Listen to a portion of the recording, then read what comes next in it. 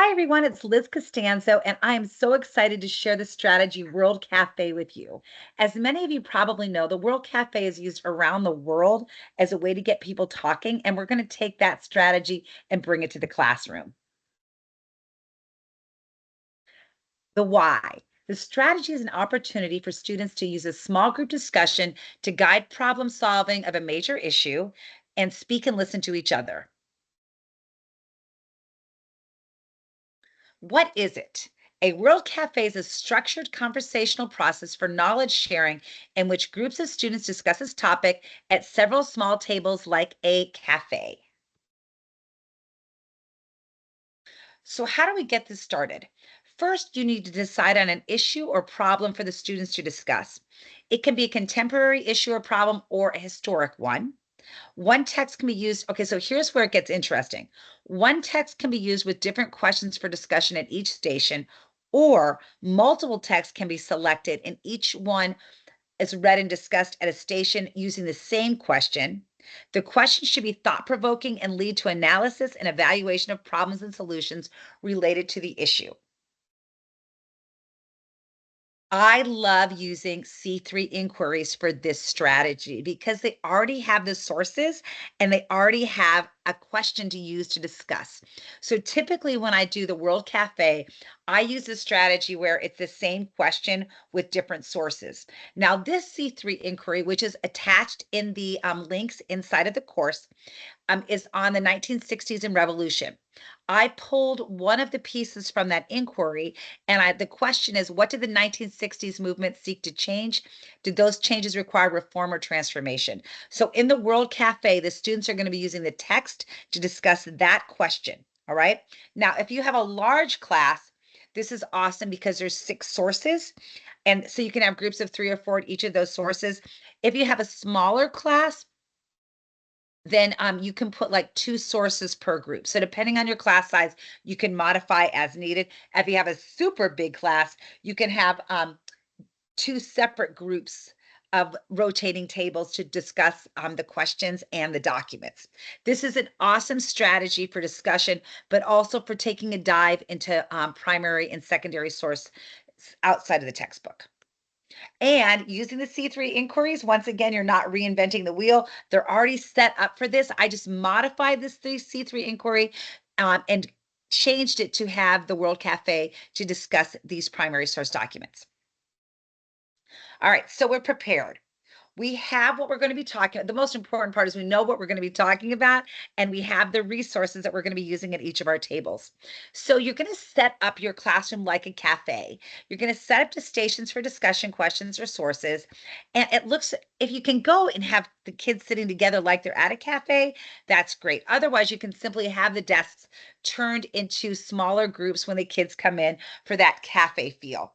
At each station, you're going to want to have chart paper and markers and the text, which of course, as we know, could be a reading, political cartoon, it could be art, it could be map, it could be any of those things around that question that the students are going to be discussing.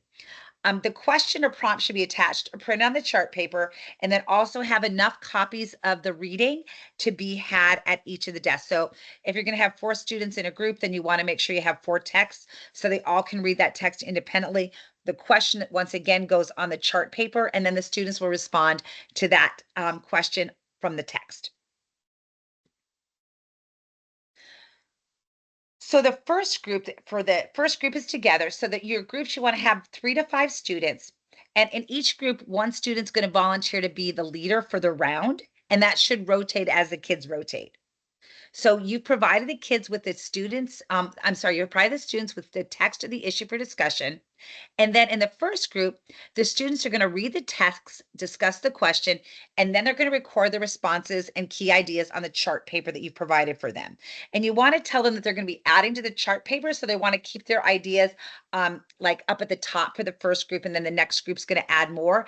Oftentimes with this, I'll have different colored markers, so they can, when a different group is discussing it, the color changes on the markers. That's super easy then for me to see when I'm looking around the room to see what each group has added to this discussion.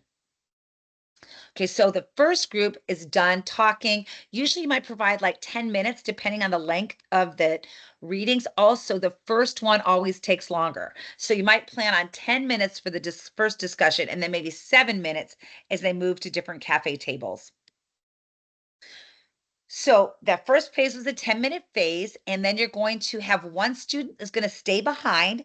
That's your group leader, and they're going to then facilitate the discussion when the next group comes in.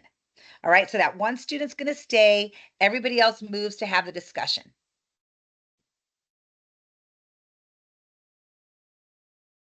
Each time they are going to read and discuss the article, and then they're going to add more to each chart paper.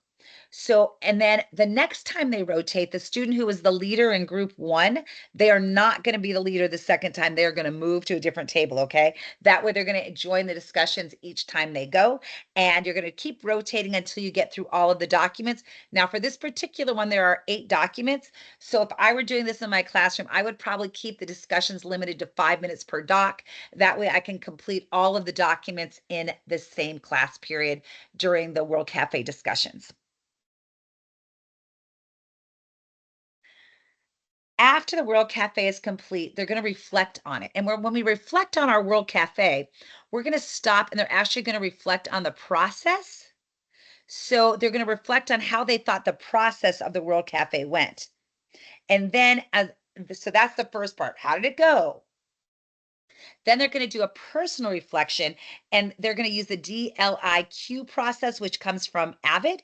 What did you do? What did you learn? What did you find interesting? And what questions do you still have? So that's going to be the reflection at the end.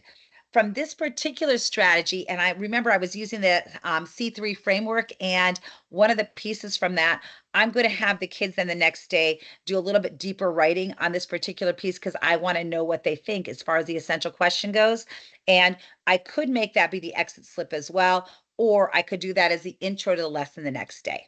So that's your World Cafe, the strategy on reflection. Now, if you want to see the World Cafe in action, we do have a video. I did not have a class that I could record, so I found a video that just kind of shows how that process works because sometimes I think it's easier to see it than just to have somebody talk about it. So, if once again, some key takeaways from this one is use the C3 inquiries for this because they have some great ideas so you don't have to reinvent the wheel. And they always have really rich primary source documents and great discussion questions. So that would be my big tip takeaway. And then once again, modify your rotations based on the number of students you have in your class. And finally, if you really want to bring it up a notch, you can serve hot chocolate, maybe coffee or whatever, and give it really that cafe feeling. I hope you give this a try. And if anybody makes a video, please share it with us so we can use it to show other people how the World Cafe looks in Dodia. Thank you. And I hope you love this new review of the World Cafe.